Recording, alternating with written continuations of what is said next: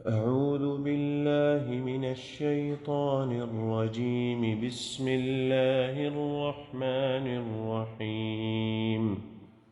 ولقد خلقنا فوقكم سبع طرائق وما كنا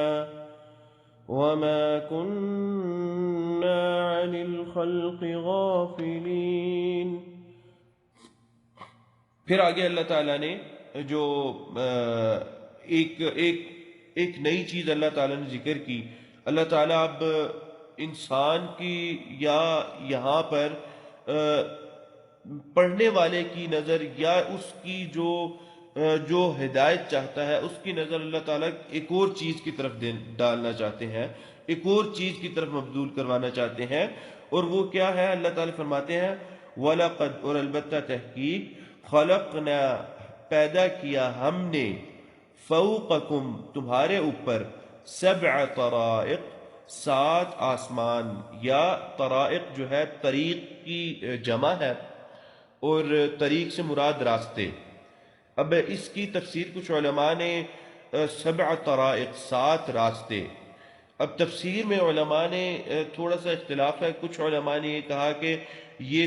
7 طرائق سے مراد 7 آسمان ہے،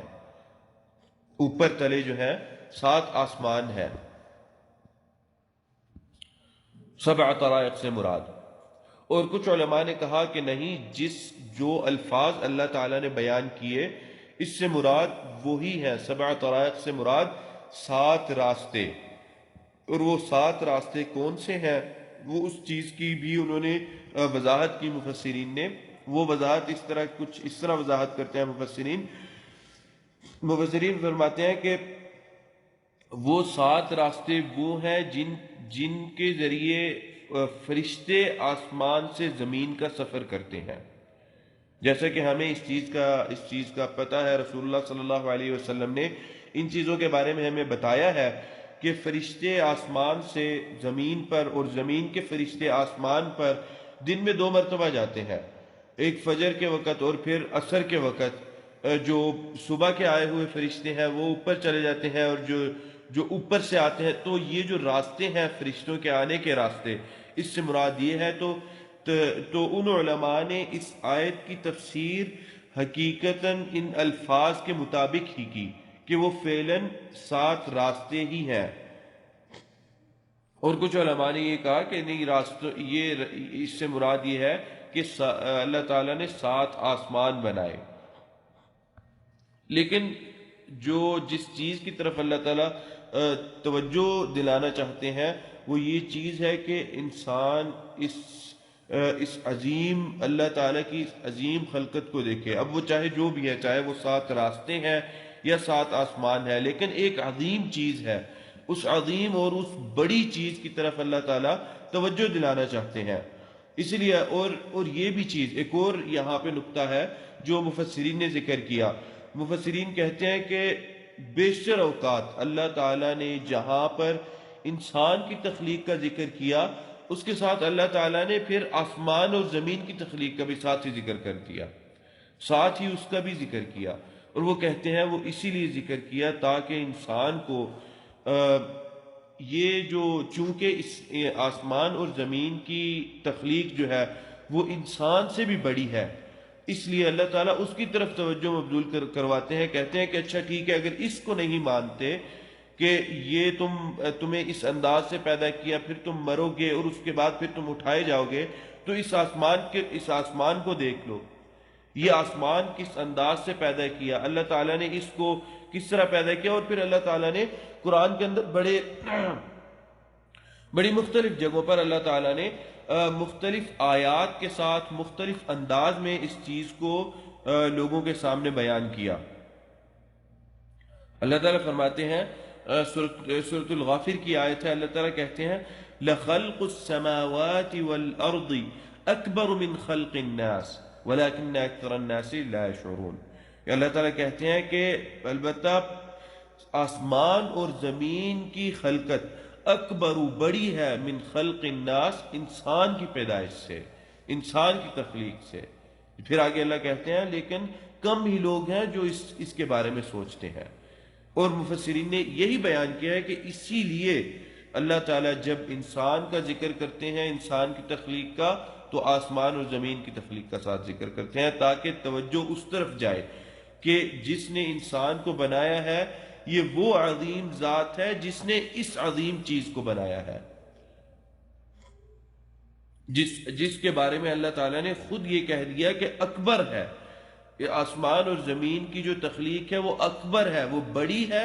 انسان کی تخلیق سے۔ اور اسی طرح پھر اللہ تعالیٰ نے سورۃ سجدہ کے اندر بھی ذکر کیا، جو رسول اللہ صلی اللہ علیہ وسلم ہر جمعے کو فجر کی نماز میں پڑھا کرتے تھے، اسی چیز کا اللہ تعالیٰ نے اسی انداز سے اللہ تعالیٰ نے بعث اور نشور کا ذکر کیا، اور اس کے بعد آسمان اور زمین کی جو پیدائش ہے اس کے بارے میں اللہ تعالیٰ نے ذکر کیا سورۃ سجدہ کے اندر بھی۔ تو اس طرح کے کافی سارے مواقع ہیں کافی جہاں پر قرآن میں اللہ تعالیٰ نے یہ والا اسلوب اختیار کیا، جن میں سے ایک یہ ہے سورۃ المومنون میں جو ہم پڑھ رہے ہیں، جو اللہ کہتے ہیں کہ البتہ تحقیق ہم نے پیدا کیا تمہارے اوپر 7 راستے یا 7 آسمان۔ آگے اللہ تعالیٰ فرماتے ہیں وما کننا، اور نہیں تھے ہم عن الخلق غافلین، جو اللہ تعالیٰ نے خلقت پیدا کی اس سے غافل نہیں ہے ہم، یا نہیں تھے ہم جو کچھ اللہ نے پیدا کیا اس سے غافل۔ یعنی اللہ تعالیٰ نے اب اتنی عظیم چیز پیدا کر دی، ہمیں اس چیز کا تو علم ہے کہ انسان کی پیدائش سے پہلے اللہ تعالیٰ نے زمین اور آسمان کی پیدائش کی، زمین اور آسمان کی تخلیق کی اللہ تعالیٰ نے۔ اب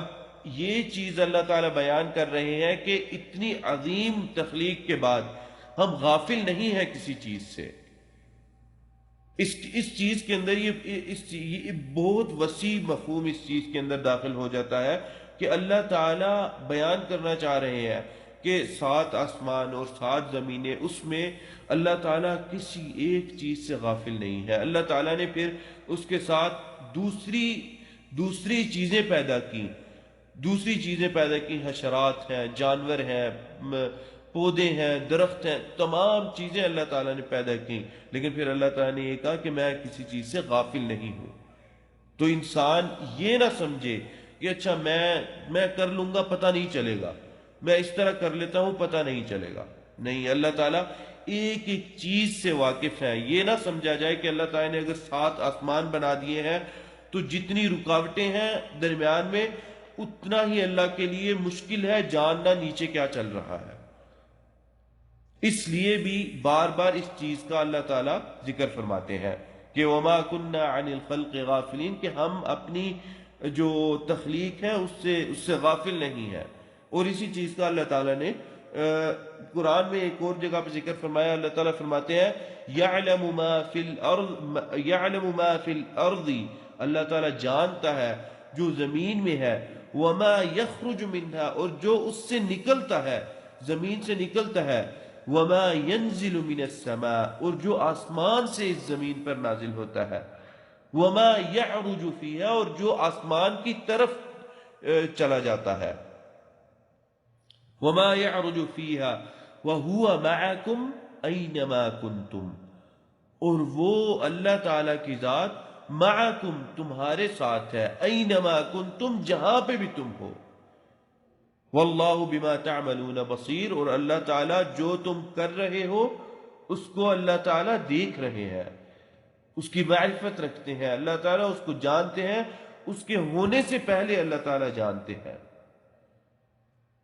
تو یہ چیز ذہن میں نہ لائی جائے کہ اچھا ہم تو بچ جائیں گے، آگے پیچھے ہو جائیں گے، یا چالاکی دکھا کے کچھ معاملات ہم آگے پیچھے کر لیں گے، یہ اس طرح کبھی نہیں ہوتا۔ اگر اللہ تعالیٰ نے اتنی بڑی چیز کو پیدا کیا تو اللہ تعالیٰ پھر غافل بھی نہیں ہے، نہ اللہ تعالیٰ اس چیز سے غافل ہے، نہ ان سے غافل ہے جن کو اللہ تعالیٰ نے ان کے اندر رکھا، جن کو اللہ تعالیٰ نے ان کے اندر سکونت اختیار کروائی۔ اور اسی چیز کو سورہ ملک کے بھی اندر اللہ تعالیٰ بیان کرتے ہیں، اللہ تعالیٰ فرماتے ہیں وَأَسِرُّوا قَوْلَكُمْ أَوْ اجْهَرُوا بِهِ۔ اب یہ چیز اللہ تعالیٰ نے انسان کی طرف اللہ تعالیٰ اشارہ کر رہے ہیں۔ وَأَسِرُّوا قَوْلَكُمْ، چاہے تم لوگ اپنے اقوال جو ہے ان کو بڑے چھپا چھپا کے بڑی آہستہ دھیمی دھیمی انداز سے بات کرو، او اجہروا بہ، یا جہری طور پہ، یا اپنی آواز بلند کر کے بات کرو۔ انہ علیم بذات الصدور، بے شک وہ ایسی ذات ہے جو جانتی ہے ان تمام چیزوں کو جو لوگوں کے سینوں کے اندر ہے۔ لوگوں کے سینوں کے بھید وہ ذات جانتی ہے، اس لیے یہ نہ سمجھا جائے کہ اچھا جو ہمارے سینوں میں ہے اس کو ہم اندر ہی رکھتے ہیں، جو دلوں کے اندر ہے بس ہم جو بات کریں گے اللہ تعالیٰ اس بات کو ہی جان پائیں گے۔ یہ ہے وہ بات، وما کننا عن الخلق غافلین، اور یہاں پر اللہ تعالیٰ نے خلق یعنی خلق کے اندر تمام چیزیں آ گئیں۔ ایک اللہ تعالیٰ نے ایک طرح سے آپ کہہ لیں کہ نکرہ لفظ استعمال کیا، اور نکرہ جو ہے اس کی دلالت عام کی ہوتی ہے، عموم ہے، تو خلق کے اندر ہر وہ چیز داخل ہو گئی جو اللہ نے پیدا کی، جس چیز کا ہمیں علم ہے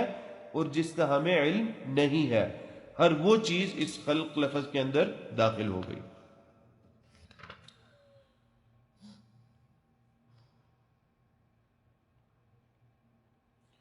چلیں آج ہم اتنا ہی پڑھیں گے۔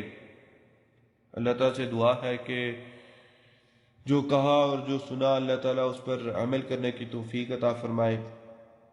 هذا والله تعالى أعلى وأعلم۔ قد قلت ما قلت إن صوابا فمن الله وإن خطأ فمني والشيطان وأستغفر الله إنه كان غفارا۔ والسلام عليكم ورحمة الله وبركاته۔